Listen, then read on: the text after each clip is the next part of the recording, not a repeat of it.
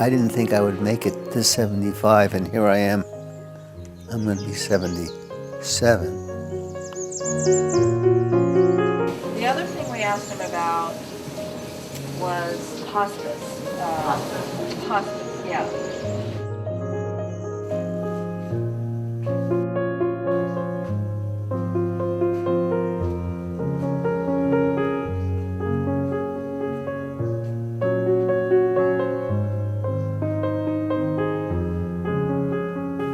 Pain is the norm.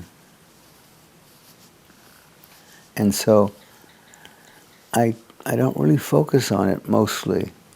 Occasionally I do, but mostly I accept it because I don't have any choice.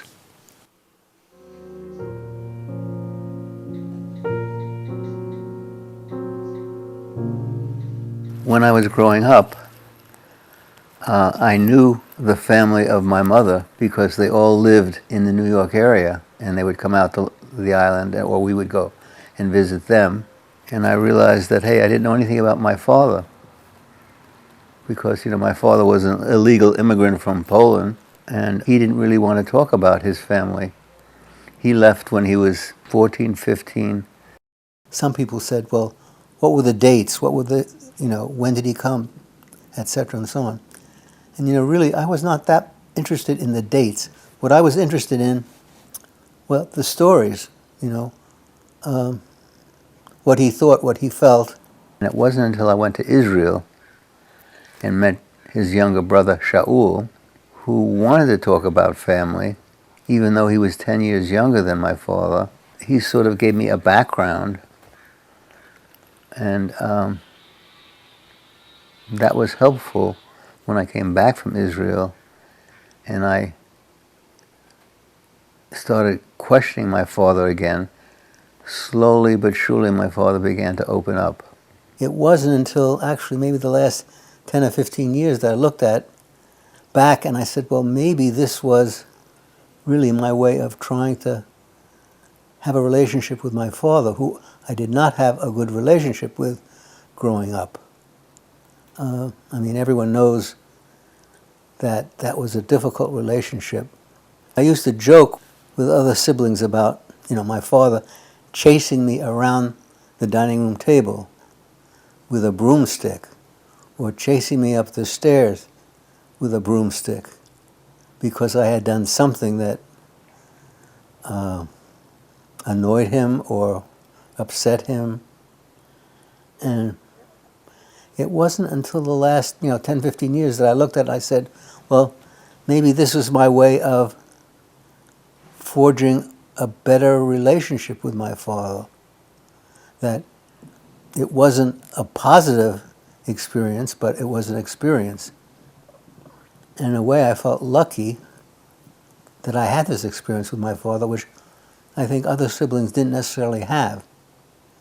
And they say sometimes, relationships are built under fire. And my father and I certainly had a lot of fire between us.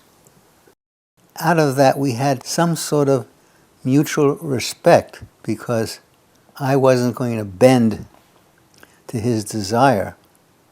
So I was a force equal to him in a way.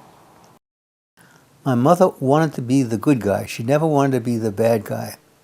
But the result was, at a certain point, I was sort of left out there in the wilderness, so to speak, to fend for myself, which I was capable of doing. And in a way, it prepared me for life in a way that perhaps my other siblings were not prepared.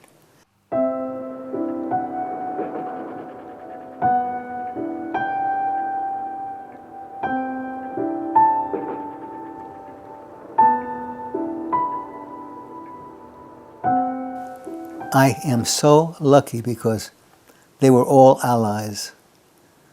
Other people have commented on that. Basically, they were 100% supportive of me. And for that I'll always be grateful.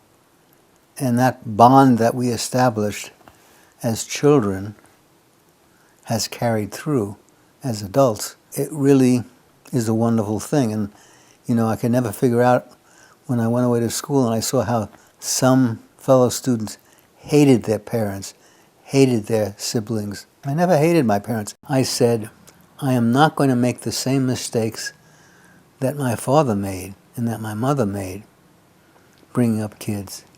Now, exactly what I did to avoid that, I can't tell you. But I just felt like I wasn't going to follow that same path. And I didn't. And I think I ended up having a good relationship with my children.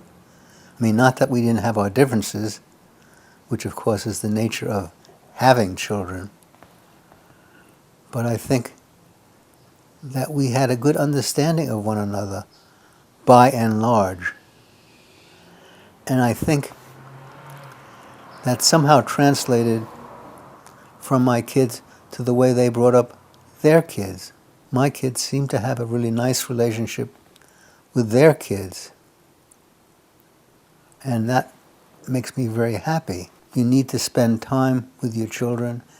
You need to love your children.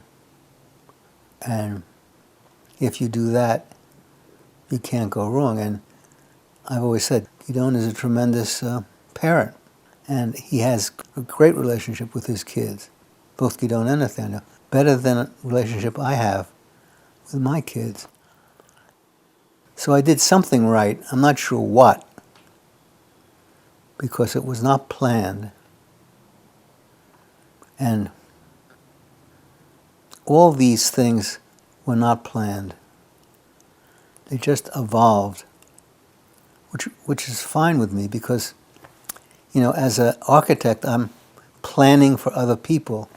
And the fact of the matter is, as someone said, the best laid plans of mice and men, they never happen. So you have to have enough confidence in yourself and in your children that somehow things will work out. Mistakes will be made, but so what? Life is full of mistakes, and if you're afraid of making a mistake, you're afraid of life. And you shouldn't be. I graduated in 1960 as a 5-year program. I looked into a few things and I decided, okay, I'm going to go to Israel. Not because of any religious issue, but the fact that I wanted to work in another country. I moved to Tel Aviv and interviewed with a number of architectural firms. It ended up that I worked for this firm who had been recommended to me back when I was in the States. That was the year that Moshe Safdie was living and working in Philadelphia under Lou Kahn, and he said when he went back to Israel, this is the firm that he would want to work with. So I was lucky enough, after interviewing with a number of people, to get a job with this firm, Hecker, Sharon, and Neumann. Neumann was a professor, and Hecker and Sharon were his students. They won a competition for the city hall in Bat Yam. I worked with them until I left Israel. And that was a very interesting experience because, they were bright and interesting people. And they were interested in this three-dimensional development of forms, which the city hall in Bat Yam was a good example of.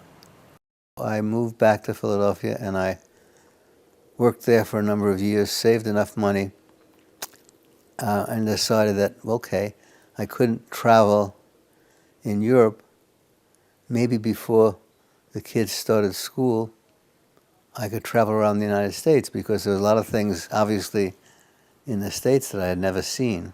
So I bought a van, a black Chevy van, and in 2 weeks I outfitted it so that we could camp in it and spend 6 months traveling around the country, which was a great experience for me and for the family. So we spent about 2 months traveling in the Southwest, looking at all the Indian settlements, which fascinated me, particularly as an architect.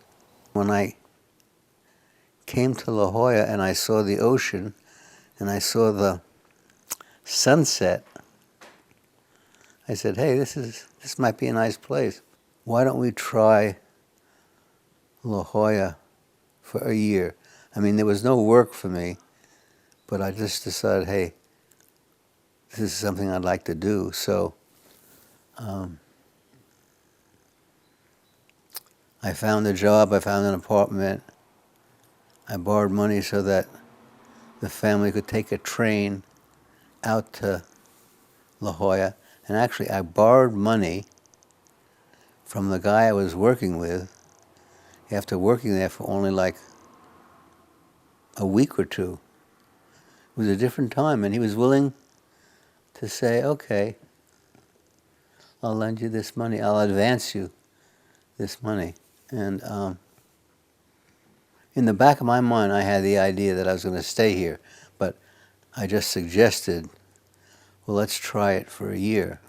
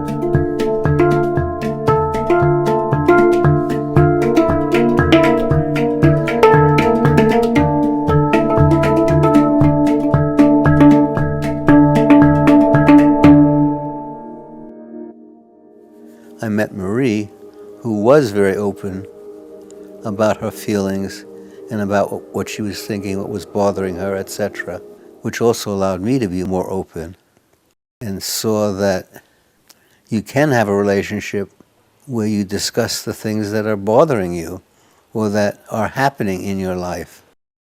When Marie got sick, and I realized that, I didn't have control. She didn't have control. Actually, it was a freeing moment. To understand that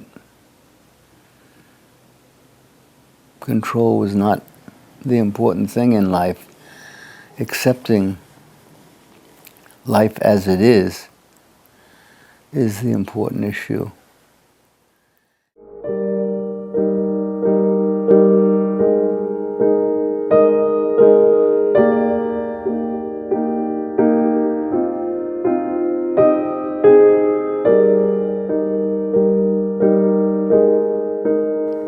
My path is just things happen, and I have no idea why they happened. I have no idea beforehand that I was going to go on this sort of journey, but that's it. I mean, we learn from our experiences and accept the fact that we don't know.